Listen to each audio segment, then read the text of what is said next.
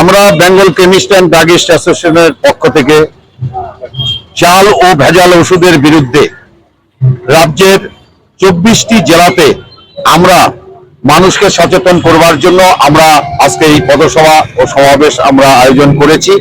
এই সভাটা আমাদের রাজ্যের 24টিতে জেলাতেই চলছে। আমরা মানুষকে সচেতন করছি। রাজ্যের বাইরের থেকেও বিভিন্ন রাজ্য থেকে আমাদের এখানে স্কোরিয়াস ড্রাগস এবং ভেজাল ওষুধ বাজারে ঢুকে পড়ছে। তাতে সেই ওষুধ যেন মানুষ গ্রহণ না করেন, আমরা সেই দিকে নজর রাখছি। ড্রাগ কন্ট্রোল অফিসের থেকেও তারা নজর রাখছে। মানুষকে সচেতন করবার জন্য আমাদের আজকের এই পথসভা, আমরা মানুষকে সচেতন করবার জন্য আজকে আমরা সবাই সমবেতভাবে আমাদের কুচবিহার জেলার পক্ষ থেকে আমরা এই অভিযানে আজকে নেমেছি।